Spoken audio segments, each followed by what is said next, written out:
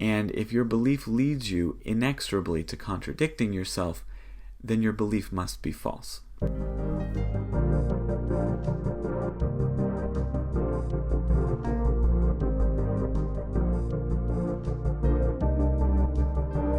Hello, and welcome to the Beginning of Wisdom, Theology and Apologetics in the Sight of God. I'm Andrew Schumacher. This is the Cross and the Torah, examining the Hebrew roots movement in light of Scripture. Welcome to Part 5. This is an examination of a major inconsistency in the Hebrew roots movement, and today we'll be examining the civil law. Please be sure to subscribe and click the bell to make sure you don't miss any notifications of future videos, as this is an ongoing series, and let's get right into it. Breaking laws in ancient Israel, like in any nation, had consequences. Today we'll be examining those consequences and what has been called the civil law, or the regulations, or the judicial law. It's gone under some different names. And it's important for many reasons. But today what we're going to do is look at it and see how it presents some irreconcilable internal inconsistencies for those in the Hebrew roots movement. Now, actual teaching on the civil law as a whole is very hard to locate, though what can be found is responses to the idea that Hebrew roots folks must believe in stoning children. So there's a passage in Deuteronomy that they've responded to, so we'll look at some of that, as it does shed some light on the issue as a whole. And as we see more and more about the civil law, we may begin to see why the issue as a whole doesn't get much of a treatment when it comes to Hebrew roots teachers. To begin with, let me go ahead and show you a couple of clips handling the issue of stoning children. If a man has a stubborn and rebellious son, who will not obey the voice of his father or the voice of his mother, and who, when they have chastened him, will not heed them, and his father and mother shall take hold of him, and bring him out to the elders of his city, and to the gate of his city. And they shall say to the elders of his city, This son of ours is stubborn and rebellious. He will not obey our voice. He is a glutton and a drunkard. Then all the men of his city shall stone him to death with stones. So you shall put away evil from among you, and all Israel shall hear and fear. Immediately we can see how this is more complicated of a commandment than how most think they understand it. It is only after the son rebels against his father and or mother continuously, in the face of consistent discipline, that the son is brought before the elders. There are parameters and criteria that we need to consider. It is only when the parents decide that their child is not correctable and continuously refuses to walk in God's ways that the situation is elevated or escalated to the elders for a review and a decision, which may still not result in stoning. What is the established process of the elders? There is a court system for all capital punishments that exist at the city gates. The biblical capital punishment system requires a specific governmental structure founded on biblical, Torah-based principles and guidelines. There is not a country currently on planet Earth, including Israel, that is currently employing the true biblical structure and process necessary to carry out this commandment. It is these courts, not us directly, that are commanded to carry out the biblical capital punishment cases. You have to establish the justice system of the Torah before you can carry out any of these prescribed penalties.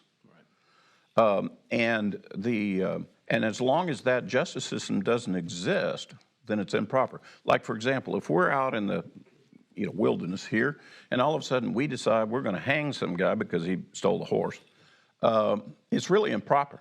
So we know that we don't stone disobedient sons because there's no civil authority in existence to make that a righteous act. No civil authority currently grants us that ability. They're not following Torah as ancient Israel did, and so it makes sense that we wouldn't do those things, because in ancient Israel there was due process and there was the need to be in line with the civil authority to do that kind of a thing. And that's fair enough. That does make sense. If the laws to carry out such a punishment require the civil authority's involvement, and that civil authority doesn't follow this law, then it can't really be righteously fulfilled. Now this is where I tell you that this video is not about stoning a rebellious son. I have no need to mention it again. And the reason why is that this video is about how when we look at all of the requirements of the civil law, we find in them elements that really expose the fact that there's no way to reconcile them with Hebrew roots teaching. They are in complete opposition to it. And don't think that in the previous clips that I showed that you'll find any help in answering what I'm going to bring up in this video. They won't help in any way. They won't save the Hebrew roots movement from this major inconsistency. Generally, Hebrew roots teaching is that we should keep all of the law we can, as much as we can, and God understands about what we can't keep. The reason for this is that all of God's law applies for today. What I'm going to show is that these statements simply cannot be true in light of Scripture, and God's civil law for ancient Israel is what will do it. Now, before we get into the proof, let's try to define what we mean by the civil law. Civil law is whatever God requires given certain situations. These are not thou shalt or thou shalt not types of laws. They usually start with if and tell how to handle certain situations. The simplest and least severe of these are cleanliness laws. Let's go ahead and take a look at a few of those. In Leviticus 11, verses 23 through 25, we read this: "But any other winged insect that has 4 legs is detestable for you, and by these you shall become unclean. Anyone who touches their dead body shall become unclean until the evening. And anyone who carries their dead body must wash his garments, and he shall be unclean until evening." Leviticus 13, 2 through 8 says, "When a person has on his body's skin a swelling or an epidermal eruption or a spot, and it becomes an infectious skin disease on his body's skin, then he shall be brought to Aaron the priest or to one of his sons the priests. And the priest shall examine the infection on his body's skin, and if the hair on the infection turns white, and the appearance of the infection is deeper than his body's skin, it is an infectious skin disease, and the priest shall examine it, and he shall declare him unclean. But if a spot is white on his body's skin, and its appearance is not deeper than the skin, and his hair does not turn white, then the priest shall confine the afflicted person for 7 days. And the priest shall examine it on the 7th day, and if in his eyes the infection has stayed unchanged, the infection has not spread on the skin, then the priest shall confine him for 7 days a second time, and the priest shall examine him on the 7th day for a second time, and if the infection has faded, and the infection has not spread on the skin, then the priest shall declare him clean. It is an epidermal eruption, and he shall wash his garments, and so he shall be clean. But if the epidermal eruption spreads further on the skin after showing himself to the priest after his cleansing, then he shall appear a second time to the priest, and the priest shall examine it. And if the epidermal eruption has spread on the skin, then the priest shall declare him unclean. It is an infectious skin disease." Now, uncleanness is not necessarily considered sinful, though there are passages that do talk about intentional actions that make one unclean being sinful. Now, a step up from regular uncleanness are unintentional sins. Let's look at a couple of those passages. Leviticus 4:2 says, "Speak to the Israelites, saying, if a person sins by unintentional wrong from any of Yahweh's commands that should not be violated, and he violates any of them, if the anointed priest sins, bringing guilt on the people, then concerning the sin that he has committed, he shall bring a young bull without defect for Yahweh as a sin offering. He shall bring the bull to the tent of assembly's entrance before Yahweh, place his hand on the bull's head, and slaughter the bull before Yahweh." In Numbers 15:27 it reads, "If one person sins unintentionally, that person will present a female goat in its first year as a sin offering, and the priest shall make atonement for the person who sinned unintentionally before Yahweh, to make atonement for him, and he will be forgiven." And then finally, at the highest level, you might say, of sins, we have those that are done intentionally. And we'll go ahead and take a look at Exodus 21:12 through 15. It says, "Whoever strikes someone and he dies will surely be put to death. But if he did not lie in wait, and it was an accident, I will appoint for you a place to which he may flee. But if a man schemes against his neighbor to kill him by treachery, you will take him from my altar to die. And whoever strikes his father or his mother will surely be put to death. And whoever kidnaps someone and sells him, or he is found in his possession, he will surely be put to death. Now, of course, there are many, many others, but these are the types of laws we're considering. Some are simply matters that can be dealt with individually, such as many of the cleanliness laws. Others involve the civil authority in order to enforce restitution or to inflict the death penalty. Also, for many of these laws, if it generalizes as it does in Numbers 15:17, if the solution is not the death penalty, it virtually always involves a sacrifice at the tabernacle or temple. Now, my proof that these laws have no consistent place in Hebrew roots theology will consist of two major parts. The first will be a series of questions for you to determine where you fall when it comes to how you handle these laws. Second, we'll examine two problems that show that no matter how you answered the questions from the Hebrew roots perspective, you're going to end up contradicting yourself somewhere. And if your belief leads you inexorably to contradicting yourself, then your belief must be false. So first, the questions. The first question is this: who is supposed to obey these laws today? The possibilities really come down to these. The individual must keep all the civil laws, the family unit, the local religious community, the civil authorities of all nations, the civil authorities in Israel, the religious authorities in Israel, or no one. They were only for ancient Israel. Now, more than one of these could be correct, but I want you to think about it for a moment. Who is to obey these laws? Remember, these aren't laws about what to do or not do. These are laws about how to handle situations if you've broken a law or if you've become unclean. Who is supposed to ensure that these things are carried out? That's what the first question is asking. The second question is this: what portion of the civil law must be carried out today? Cleanliness washings, priestly examinations, animal sacrifices, property restoration, expulsion from the community, the local community or from Israel, or execution, for example, stoning. And remember again, we're not talking about how to keep from becoming unclean or breaking the law. We're talking about what happens if you do. If you become unclean or guilty, what's the solution?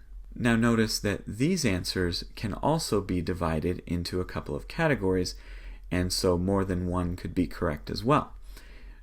They can be divided into the categories of those that can be done individually, that don't require any kind of civil authority to get involved, and those that do require a civil authority to get involved. And that would be some sort of external system, whether that's a temple system or a Torah-compliant government, but requiring of something other than just the individual. Now, as far as answers to these questions, I see only a few categories people can fall into, but those categories also are represented within larger categories. The larger categories, really there's only three. One, all the laws still apply, but to only one group today. Two, no laws still apply today of the civil law. Or three, there are laws for individuals that are treated differently than laws for civil authorities. Now let's go ahead and look at the possible answers you could have within those larger categories.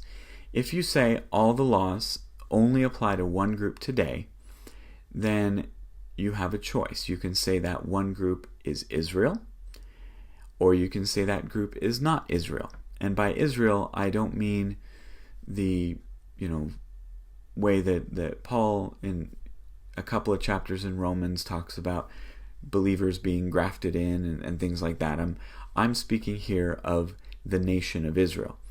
And as After all, that's who is being addressed in the Torah. If you think that, as a believer, you're part of Israel, okay, that's fine. Put it however you like it. But just to understand where I'm coming from, I'm making a distinction between Israel, the nation, and everything that's outside of that. So if you say that the laws all apply to Israel, then you either believe that's ancient Israel or modern Israel. If you think that that's not Israel, then these civil laws apply to either all the nations, all religious communities, all family units, or all individuals. So that's why it doesn't really matter whether you think that as a believer you're part of Israel. If you think it's all individuals, then that's where you fall. And you can call it Israel if you want. It really won't affect the argument I'm making here. But everybody falls into one of those camps. That's the first larger category. The second category you could fall into is to just say they don't apply today. The civil law for ancient Israel we find in the Torah doesn't actually apply today. And then the third category is laws for individuals are treated differently than laws for civil authorities. And what that would mean is that individuals are responsible for laws that don't require a civil authority in order to be carried out. And then the rest really fall under the same categories that we talked about in option 1, but just for whatever civil authority you want to pick, whether that's literal physical Israel or some other authority like every other nation, families, or individuals, or whatever you think that it is. So these are all the options as far as I can see. So if you believe, as most people in the Hebrew Roots movement do, that all of God's laws, all of the laws given to Moses apply today, then the civil law is part of that. They apply today. So think about it for a moment. How do you see them? To whom do they apply? What portion of the civil law applies today? What needs to be carried out? So think about that for a moment, where you fall in answer to these questions.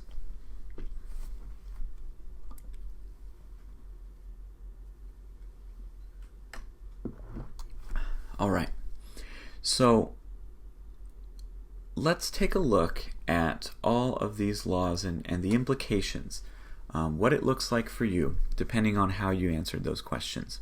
So first, let's talk about those larger categories. If you're in the camp that says all of the civil laws apply to just one group, remember, this view makes no distinctions between laws for individuals and laws for those larger groups we talked about.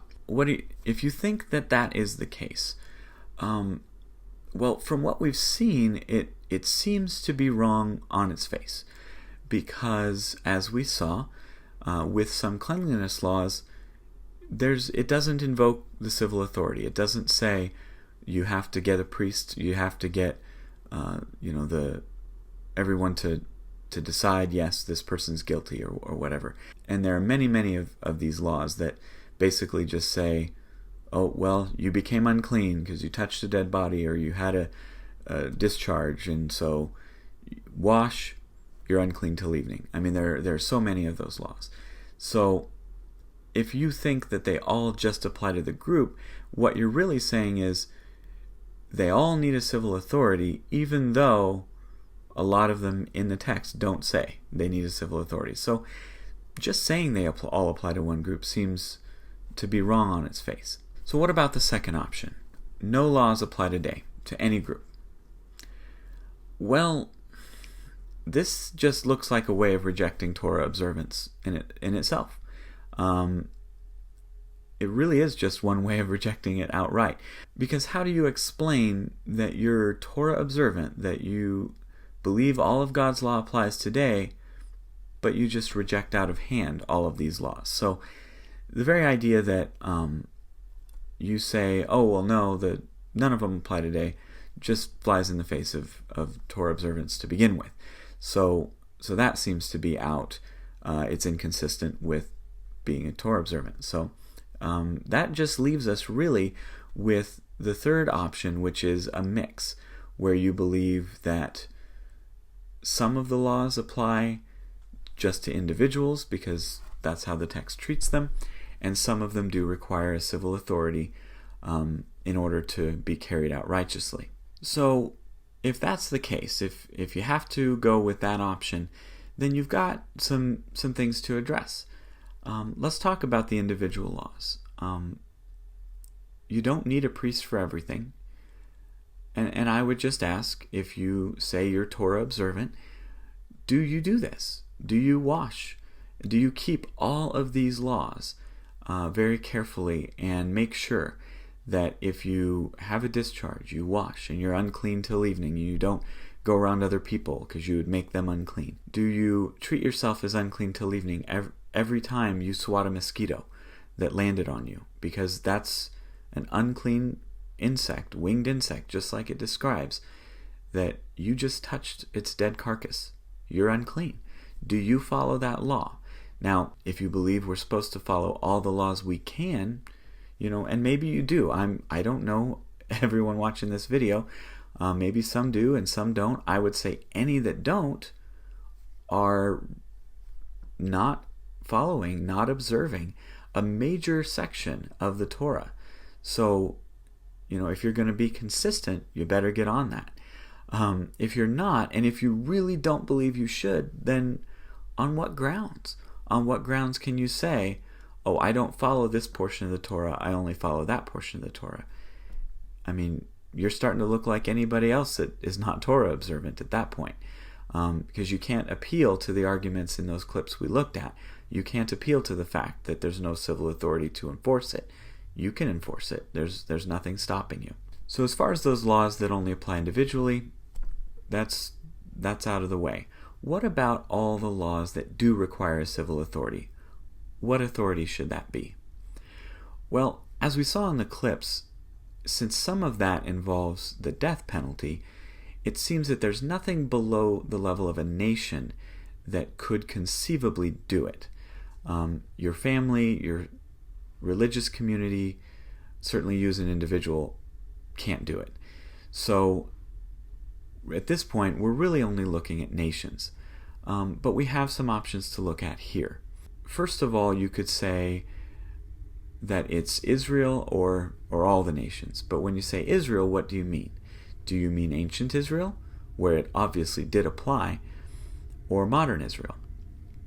Well, if you say it's just ancient Israel that had to keep these civil laws, you run into a major problem if you want to be Torah observant, if you believe in this theology. Because the question comes up, why? Why only ancient Israel? Why is it that they would be the only ones that have to keep these civil laws as much as they can? Because if you say that, what stops you from saying only ancient Israelites had to eat only clean meat? But modern people are different, and they don't have to. There really isn't a difference when it comes to it. If you think only ancient Israel had to keep these civil laws, in terms of the authority structure, that means what you're saying is God's law doesn't all apply today. So that really doesn't work. It completely cuts your legs out from under you when it comes to Torah observance and believing that we all have to keep the law today. So that leaves you with nations today keeping the civil law. Now, is it all the nations, or is it just modern Israel? Is it just modern Israel that's supposed to keep the civil laws and do the punishments this way, or are all nations obliged to do so? And keep in mind that at nation level, at that level of authority, we're no longer in a position of saying, well, we just can't do this righteously, because they can inflict the death penalty. The idea of stoning and not being able to do that individually is out the window at this point. We're talking about nations who do have that authority. They can change their laws to come under compliance with the Torah. So that's where we no longer have that defense that we saw in those previous clips. So which one is it? Is it modern Israel, or is it all the nations? Here's where we run into another issue. If you say it's all the nations, then there's another thing you have to deal with, and that's sacrifices. Part of the civil law, when it doesn't require stoning or execution, is to offer a sacrifice. And we'll get into some of the specifics of that, but sacrifices can only be offered by means of a priest from the family of Aaron in the tribe of Levi. Now, I want to offer a quick aside about sacrifices, because you may think there's one way of escaping this major inconsistency issue by saying that the sacrifices are done away with because of Jesus. Because of his sacrifice, he fulfilled all those sacrifices. Sacrifices are no longer something that's required of anybody. So you cut just that part out of the civil law and leave the rest. Now, I'm going to be doing another video specifically on sacrifices in the sacrificial system, another major inconsistency video that will get into that in more detail. But to put it in a nutshell, if you believe we have to keep all of the law of Moses except for the sacrifices because Jesus fulfilled the sacrifices, you're not really understanding much of what Jesus did, because Jesus didn't say he just fulfilled the sacrifices. He said he fulfilled the law, all the law and the prophets. So you're going to run into a major issue there, and we'll get into that deeper in another video. But suffice it to say, that really isn't saving you from much.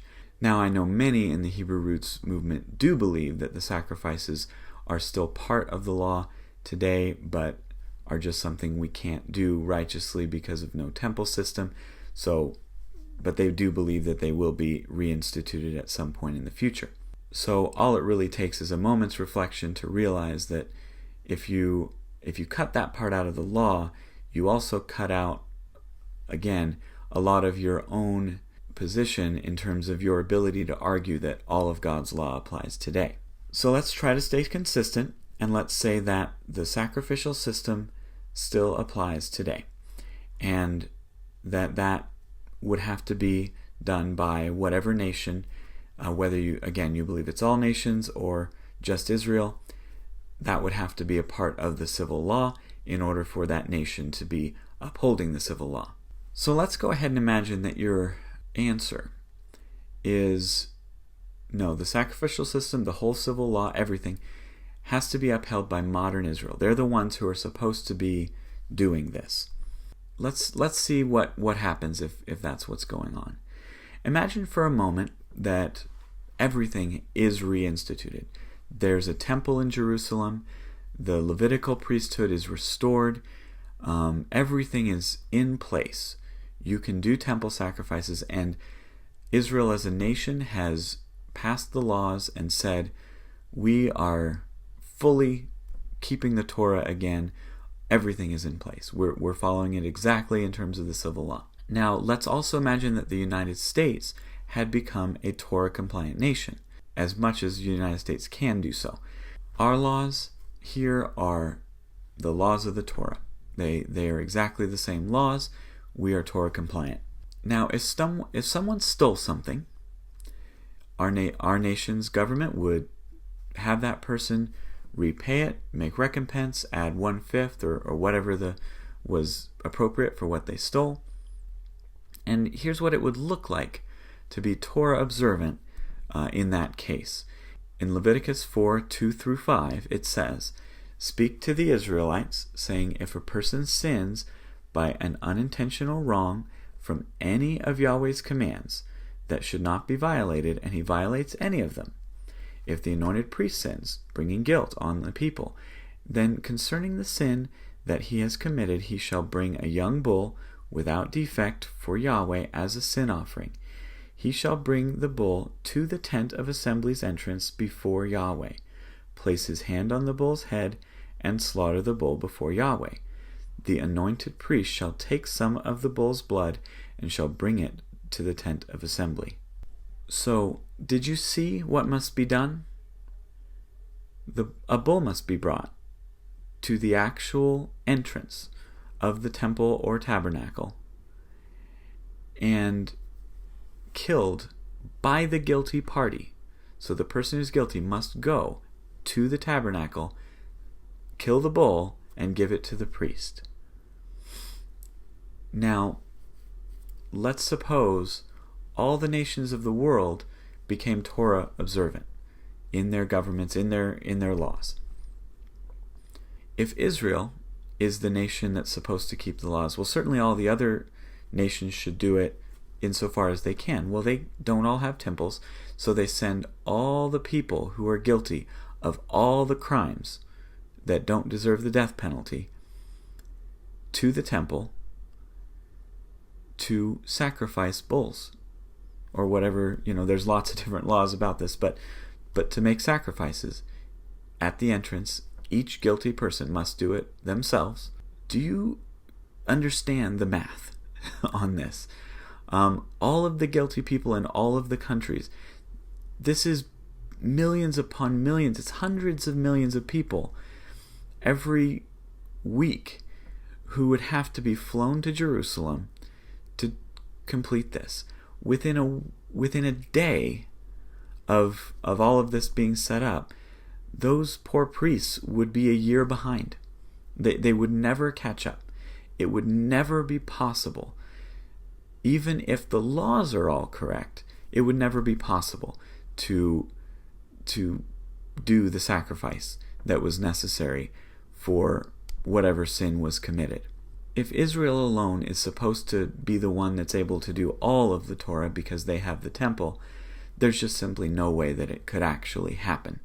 So what you're saying is you believe that somehow this is supposed to be the law, even though it simply could never be done. Now, what about the other option? What if all of the nations individually are supposed to become Torah observant, not just Israel, and fully Torah observant? So every nation needs to set up temples and do their own sacrifices and all of that. Well, you know the problem with that if you know your Old Testament. There are many passages I could go to, but one that springs to mind is 1 Samuel 13, and I'm just going to read a couple verses here because it's a long narrative, but verse 9 and verse 13. It says, "So Saul said, 'Bring here to me the burnt offering and the fellowship offering.' Then he offered up the burnt offering." Then later down in 13 it says, "Then Samuel said to Saul, 'You have behaved foolishly. You have not kept the command of Yahweh your God, which he commanded you. For then Yahweh would have established your kingdom over Israel forever.'" Saul disobeyed God's command concerning the offering, and the reason for that is Saul was not a priest. He was not in the right tribe. He did not make this offering at the temple, which is the only place that was authorized to do so. He broke the law. He broke the sacrificial law by offering something anywhere else but that one solitary location. This is something that is simply beyond debate in ancient Israel. It's well known. The only place you offer sacrifices is at the tabernacle and at the temple when it gets built. So the idea that all the nations could become fully Torah observant is simply breaking the Torah. By becoming fully Torah observant, they would actually be breaking it. And, well, we're out of options. So when it comes to the parts of the civil law that require civil authority, your options are one that could never keep up with the requirement and one that only keeps up with it by actually breaking it. Those aren't good options. This is just one that can't be solved. It's nice and it's convenient to talk about how certain laws can't be carried out because we just don't have that authority. Certain things can't be done because we don't have a temple. Well, the problem is even if you did, it couldn't be done. The fact is that the laws of the Torah were designed for a nation the size of ancient Israel and not for anything larger. Do you think God is so short-sighted that he couldn't give a law that would work for the whole world to keep? The law, as it says, the law is perfect. And certainly it is perfect for what it was designed for. The problem is keeping it today under the circumstances that it would require. It's impossible without changing it in some way. Now, how did you find yourself as a Torah observant person? How did you find yourself in this predicament? How did you get to this place where you couldn't believe anything about this kind of law that wasn't preposterous, that wasn't either in total conflict with your stated belief that all of God's law applies today, or totally preposterous in terms of being able to be done today, or just otherwise contradicting the law itself. How did you find yourself in this position? Well, the answer to this question is pretty simple. It's Jesus. Jesus is your problem. He caused this problem, and I can tell you right where he did it. He caused it by giving a command not found in the Torah. That command is this. Matthew 28:18 and 19. And Jesus approached and spoke to them, saying, All authority in heaven and on earth has been given to me. Therefore, go and make disciples of all the nations, baptizing them in the name of the Father and of the Son and of the Holy Spirit, teaching them to observe everything I have commanded you. And behold, I am with you all the days until the end of the age. There's your problem right there. Jesus commanded his disciples to go and make disciples of all the nations. Before, there was no problem. Israel was all in one place. The temple was up and running. God's people could obey his commands without much hindrance in that one small place. Then Jesus had to go and send his disciples to the ends of the earth. How were they going to do their offerings? How were they going to handle sin? There's your problem. Jesus is your problem. His command stands in the way of even the possibility of keeping the civil Torah. Now, he must have said something about this, right? I mean, he must have taught something that makes the whole thing work. Yeah, he did. You see, when we talk about the different kinds of law, moral law, ceremonial law, civil law, we aren't saying that only the moral law continues. You see, Jesus is the greater Moses. Like Moses, Jesus taught God's moral commands from a mountain. Read the Sermon on the Mount. Like Moses, God taught of religious rituals that would be part of the new covenant, a new ceremonial law. Read the story of the Last Supper and the verse we just quoted about baptizing in all the nations in the name of the Father and Son and the Holy Spirit. We have communion, the Lord's Supper. We have baptism. We have a ceremonial law in the new covenant. And like Moses, Jesus gave a civil law. Read Matthew 18, specifically in verses 15 through 17. It says, Now if your brother sins against you, go correct him between you and him alone. If he listens to you, you have gained your brother. But if he does not listen, take with you in addition 1 or 2 others, so that by the testimony of 2 or 3 witnesses every matter may be established. And if he refuses to listen to them, tell it to the church. But if he refuses to listen to the church also, let him be to you as a Gentile and a tax collector. Now there are other scriptures we could add in Paul's writings and other places, but this is the civil law of the New Testament. Ancient Israel was a true theocracy. The civil law and the religious law were one and the same. But under Jesus' covenant, these authorities have been split into 2 things. We now have a church that is designed to function under a separate civil authority. Now that civil authority may be highly hostile to the church. It may be completely Christian in its nature. It may be completely filled with believers. It could be either way. But the civil authority and the religious authority are now 2 different things. And we're to obey the civil authority in matters of all the matters of its law, but with the understanding that all authority has been given to Jesus. So there are times when we as believers must break that civil law, that civil authority's law, our nation's law, if God's law, if God's commands to us demand it. If the government says you shall not preach the gospel, well, we just read that Jesus told us we have to, so sorry, we're going to break that law of our government. But if the government tells us don't steal, or if the government tells us, here are the laws to, what you can do on your land, well, if none of them directly violates what we have to do as Christians, well, then we're supposed to obey it. But then under the new covenant, there's now a new way of handling sin within a religious structure, as Jesus gives to us in Matthew 18. Now think about it. Why didn't Jesus, when he taught his disciples to go to all nations, why didn't he teach them how to obey Moses' civil laws? The parts of the law of Moses that are about how to deal with sin. Why didn't he teach those? In Jesus' day, the temple was there. Israel, though it was occupied by Rome, was still exercising much of the civil law as much as it could. But Jesus, instead of teaching his disciples how to do the sacrifices when they go to other nations, instead gave them a way of dealing with sin when they have no civil authority. He didn't leave us without instructions on how to do this. He gave us some. The problem is they aren't what the Torah says. Because you see, Jesus planned for this. This is the way things are supposed to go in spreading his kingdom. So to wrap things up, in a nutshell, the civil law demonstrates a completely irreconcilable problem for the Hebrew Roots movement.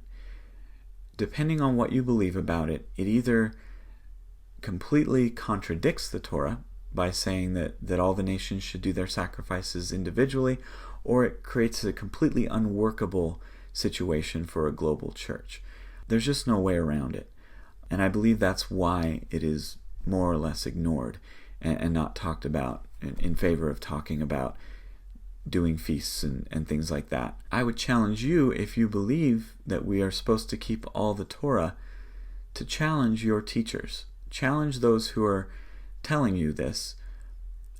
What do we do with this civil law? What are we supposed to teach about all of it? And ask them all the hard questions. The fact is, they all lead back to Jesus and to his new covenant. So this is not the last time that we will examine any issue that completely overthrows the Hebrew Roots movement. So definitely subscribe for more if you want to hear more. I hope that your day is blessed, and we'll see you in the next video.